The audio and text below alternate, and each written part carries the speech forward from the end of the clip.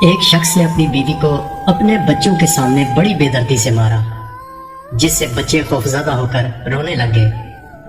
بچوں کا یہ حال دیکھ کر ماں رنجیدہ ہو گئی۔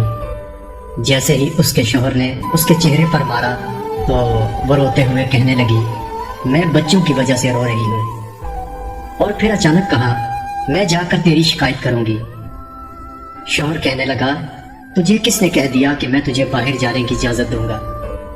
بیوی نے کہا، آپ کا کیا خیال ہے، آپ نے کھڑکیوں سمیت سارے رابطے کے دروازے بند کر دیے ہیں اور آپ مجھے شکایت کرنے سے روک لیں گے؟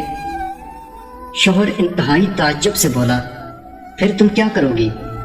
بیوی بولی، میں رابطہ کروں گی۔ شوہر پھر کہنے لگا، تم جو مرضی کرو، تمہارا موبائل میرے پاس ہے۔ جیسے ہی بیوی حمام کی طرف لپکی، شوہر سمجھا شاید یہ حمام کی کھڑکی سے بھاگنے کی کوشش کرے گی۔ شوہر بھاگ کر حمام کی کھڑکی کے باہر کھڑا ہو گیا۔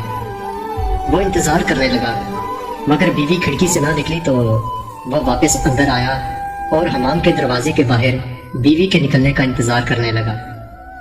بیوی حمام سے باہر نکلی تو چہرہ وضو کے پانی سے تر تھا اور لبوں پر پیاری سی مسکراہٹ سجا رکھی تھی۔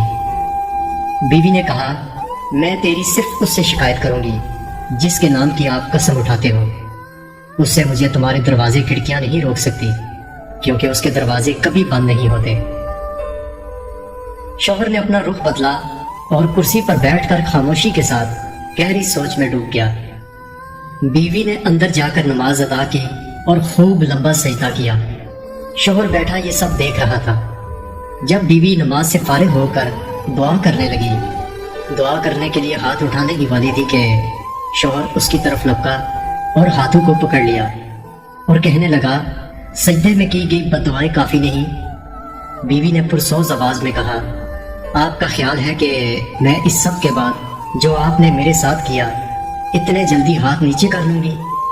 شوہر بولا، باخدا یہ سب مجھ سے غصے میں ہوا۔ بیوی روتے ہوئے بولی، بد دعا تو میں شیطان کے لیے کر رہی تھی جس نے آپ کو غصہ دلایا۔ میں اتنی احمق بھی نہیں ہوں کہ اپنے شوہر اپنے شریک حیات کے لیے بد دعا کروں۔ یہ سن کر شوہر رونے لگ گیا۔ اس نے بیوی کے ہاتھ پر بوسہ دیتے ہوئے کہا، میں آج وعدہ کرتا ہوں کہ آج کے بعد میں کبھی بھی غصہ نہیں کروں گا۔